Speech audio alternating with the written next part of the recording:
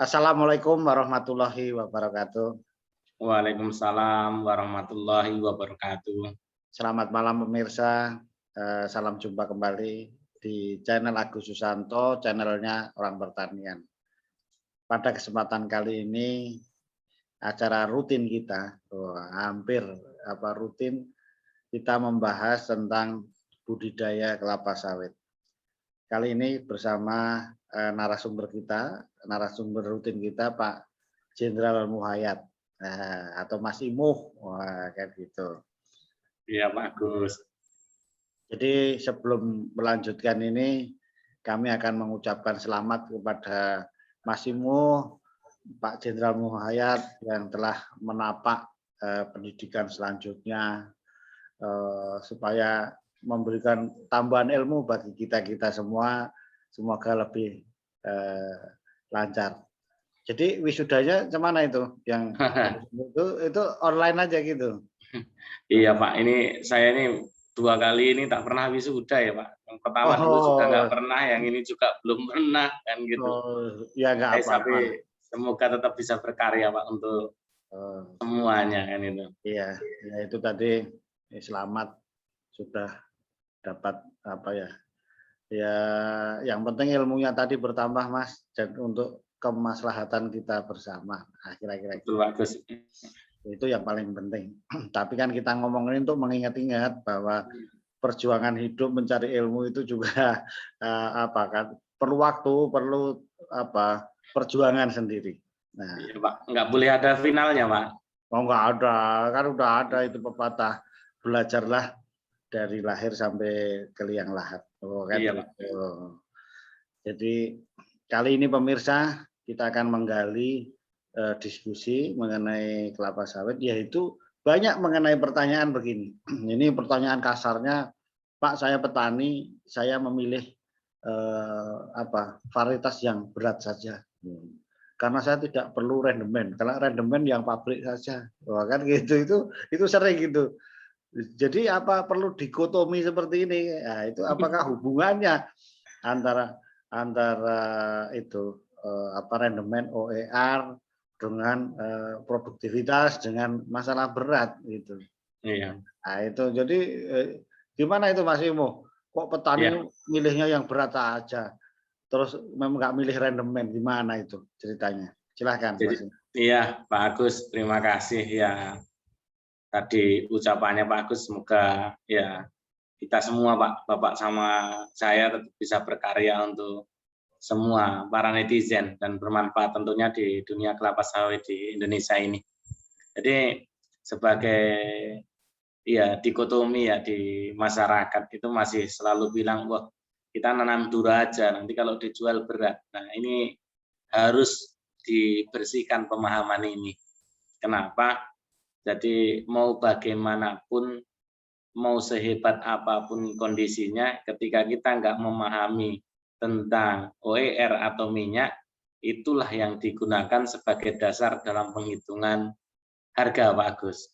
Yang disampaikan biasanya berapa sih Pak indeks K-nya kan seperti itu Pak Gus.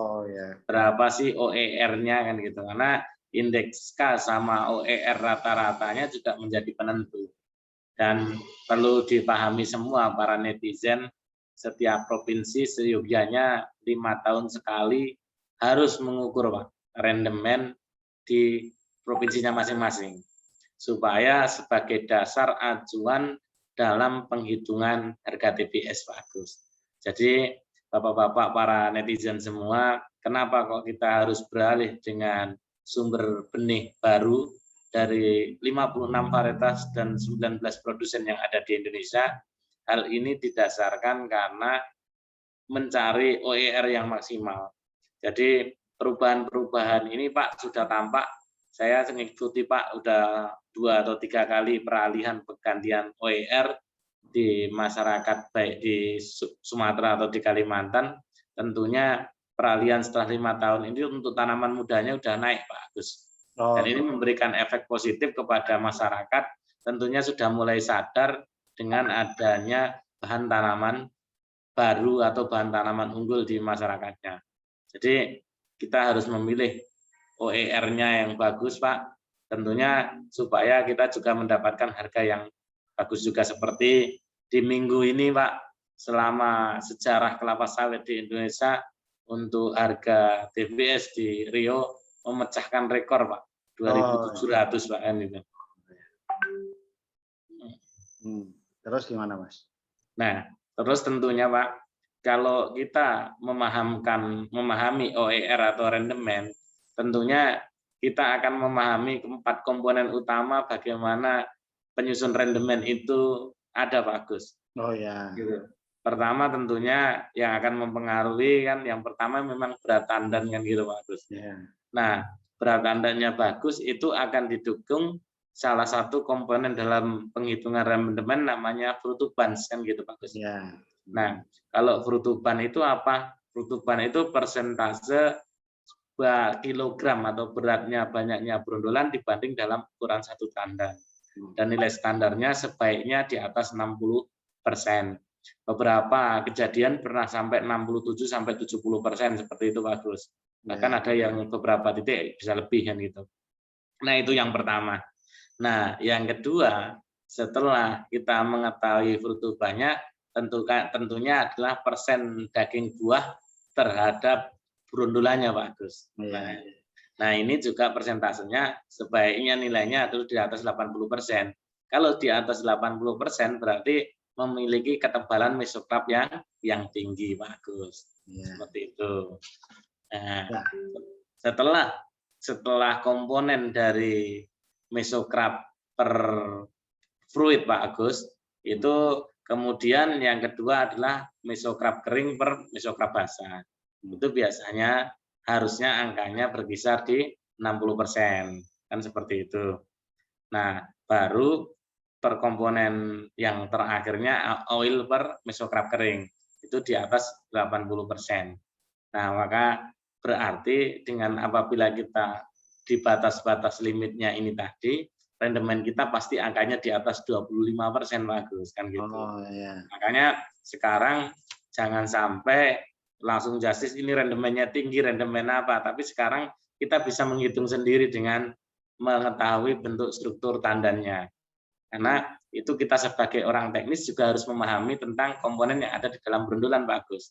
Kalau orang pabrik itu kan hanya mengolah bahan baku yang kita buat Pak Agus, bukan membentuk rendemen. Jadi pabrik rendemen itu justru ada di kebun kita sendiri masing-masing Pak Agus, kan gitu. Iya. Apa namanya juga itu tadi dengan struktur seperti itu kan, kalau apa Dura kan ya rendemennya rendah ya kan. Iya Pak. Betul Pak, kalau Dura sebagai gambaran Pak Agus yang pernah saya lihat dan memastikan sendiri itu mesokrap per fruitnya Pak Agus biasanya itu di bawah 60% itu Pak Agus. Oh, dari titik awal aja dari tadi berat tandan, terus ketemu frutuban, terus ketemu mesokrap basah per fruitnya udah di situ udah menjadikan. Kalau 60% Pak pasti minyaknya juga akan kecil kan seperti ini.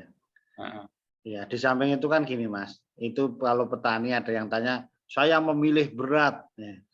Ya, yang saya perhatikan berat yang mana dulu kan gitu. Iya betul nah, bagus. Berat yang mana dulu kan gitu sering saya bilang.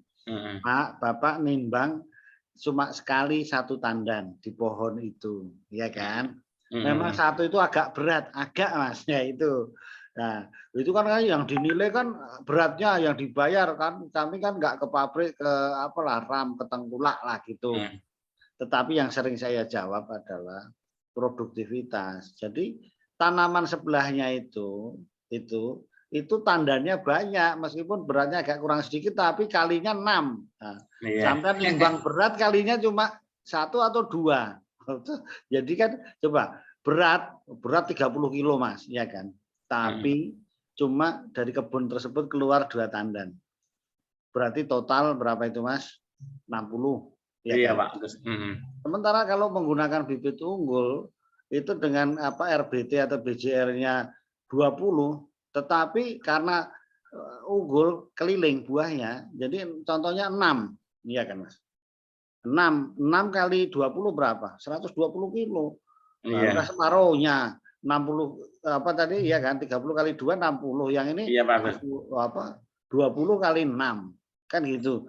Secara total jadinya yang ini kan 60 dibanding 120. Nah, inilah berat yang dianggap berat yang inilah, bukan Betul. berat per janjangnya yang jumlahnya sedikit kan gitu. Iya, Kalau bagus. kita ngomongkan beratnya. Ya, Nah, ini juga bagus, juga meluruskan ini.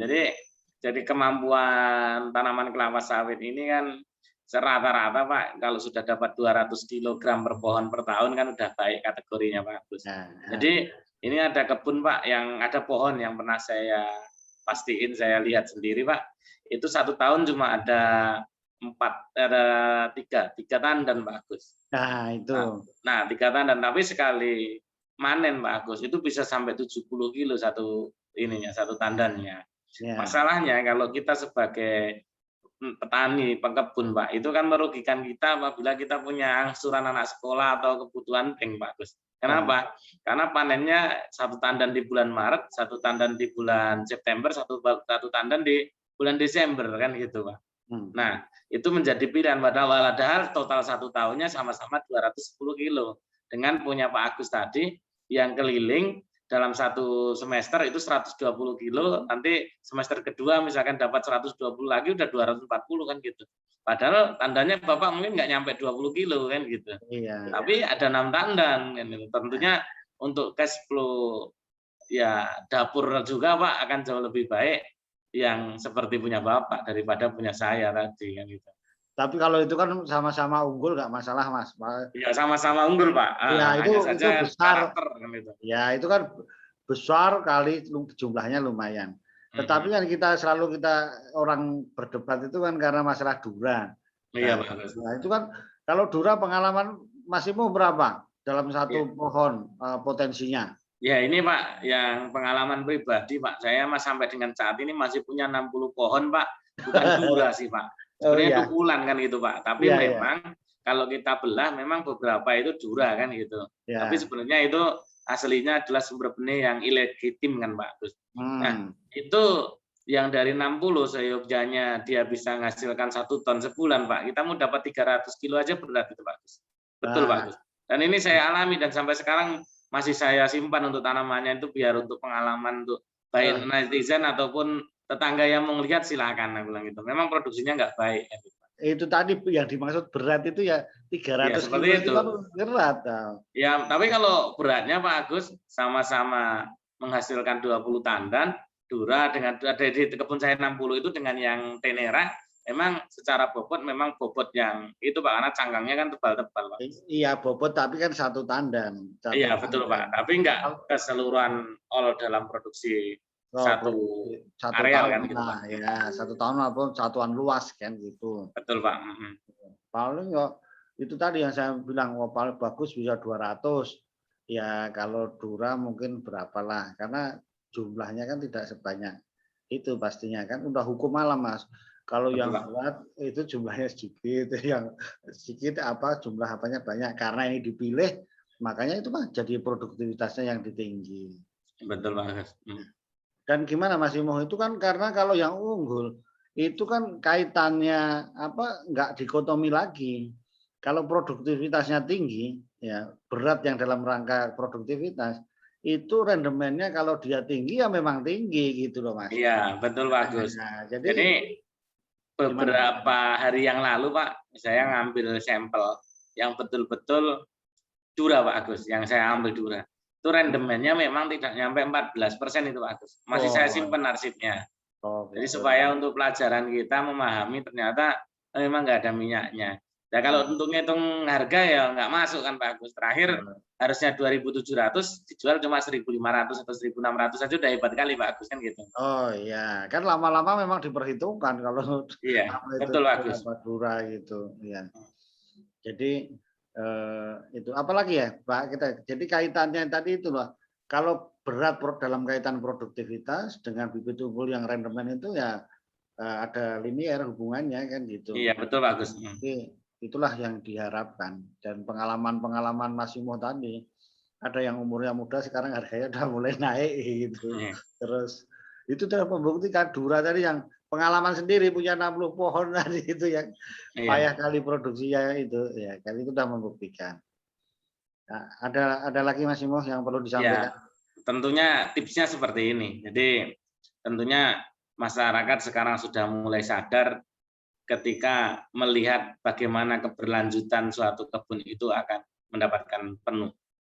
Ya, pengalaman pribadi mendapatkan bibit yang abal-abal ini tentunya komposisi bunga jantannya dengan pupuk yang sama, dia akan jauh lebih banyak dibandingkan dengan bahan tanaman unggul.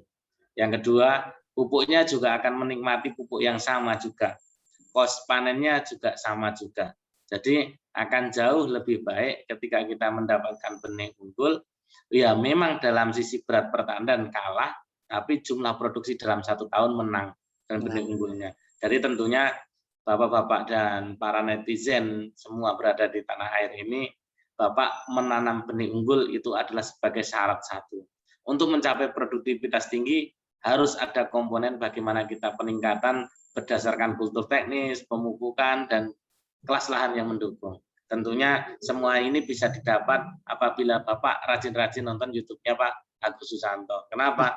Karena semua akan berada di sini Pak kita siarkan. Dan apabila ada problem pun silakan diskusi dengan kita ya Pak Agus ya. iya, iya. Seperti itu. Oke. Misalkan nanti suatu hari Pak Agus, ya kita coba kalau minta Pak, saya minta Zoom sore ya, bisa kita Pak Agus. Oh Kita ya, lakukan, nggak ada nanti masalah. kapan-kapan tanya jawab secara langsung lah gitu. Iya Pak Agus. Saya kira itu dulu ya Mas Imo mengenai itu tadi OER rendemen dengan berat tandan dan produktivitas hubungannya. Betul Pak Agus. Terima kasih Mas Imo sudah berbagi di acara kita ini. Mudah-mudahan bermanfaat bagi pekebun kelapa sawit. Terima kasih. Assalamualaikum warahmatullahi wabarakatuh. Waalaikumsalam warahmatullahi wabarakatuh.